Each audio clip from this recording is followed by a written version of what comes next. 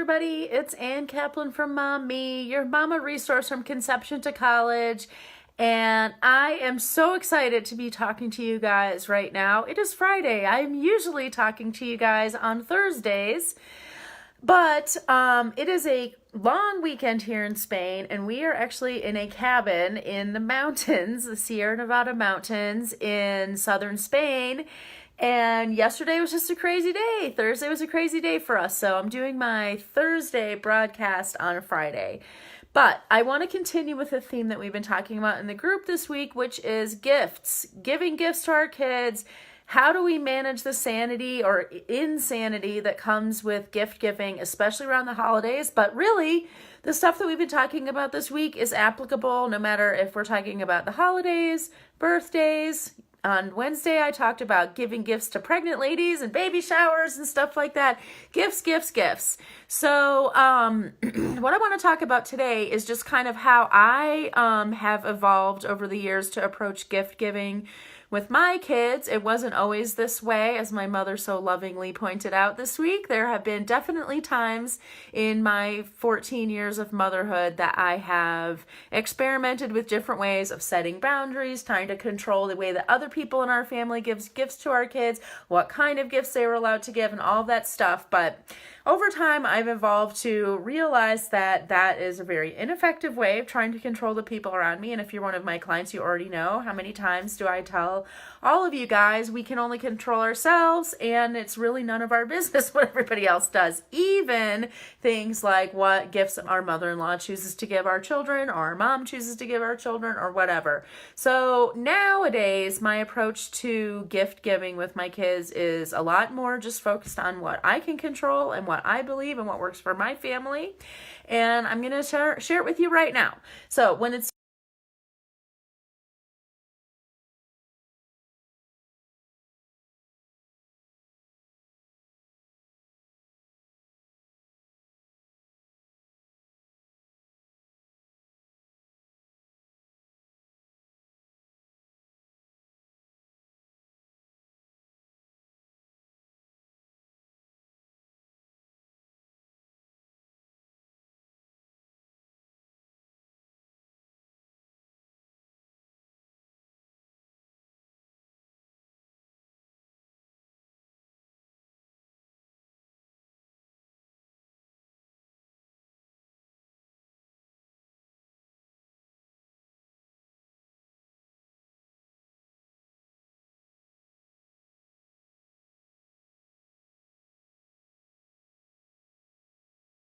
I really sit down and connect kind of mentally with who my kid is and what they might need, what they might love, what is something that's really just about them. And I try to put down maybe just literally one or two things. So Gigi's really into gymnastics, and she's going to be getting some new grips this Christmas because that's something that she needs, and also that's something that's very Gigi. So things like that. And then what do I do with that list? Well, before I tell you that, I just want to say that this moment of creating this list is actually probably the most touching and enjoyable parts of the holiday season for me, because I literally am sitting down and connecting with my kid, even though my kid's not even with me in the room, but I'm just literally putting my energy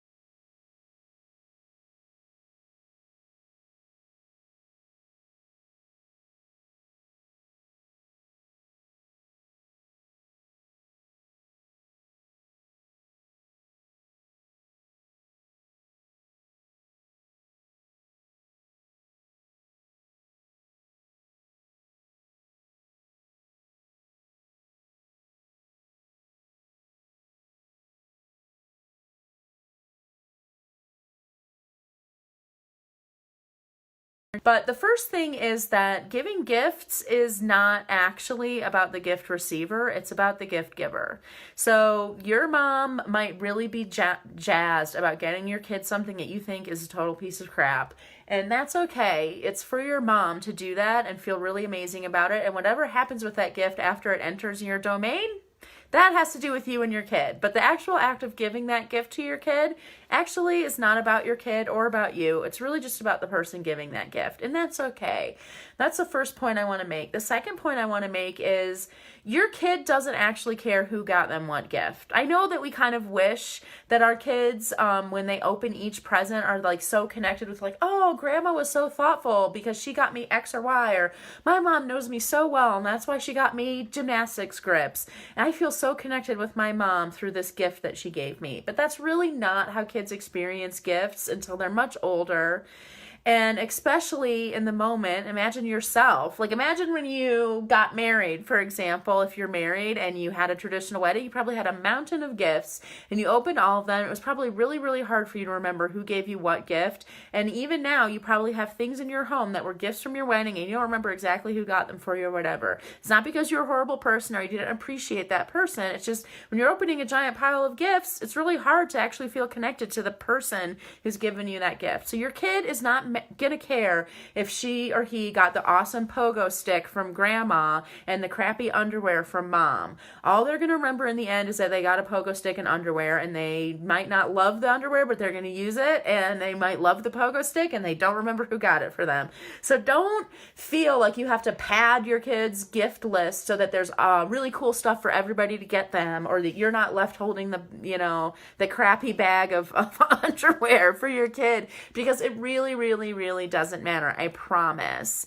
So I hope those two pieces of advice about kind of shifting your thinking about gift giving can be a little bit helpful, because that was the piece that took me the longest to learn as a mom, was that piece about the gift giving not really actually being about my kids or about me. When my mom wanted to give my kids 10 gifts that I thought were too many or too extravagant or too expensive, and I thought it was going to spoil my kids and all of that stuff.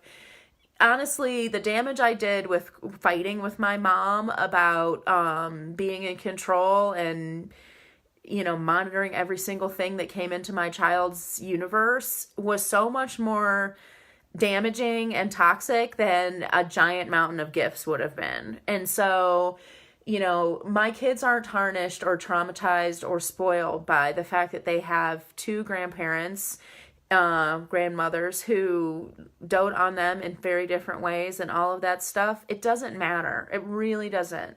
It's not worth fighting over, I promise. And just remember that after all the family goes home and you're left there with you and your little nuclear family, with you and your kids and stuff like that, you're free to make any choices you need to make about how to monitor or regulate the use of those gifts, or even disappear some gifts that need to get disappeared. And that's just fine.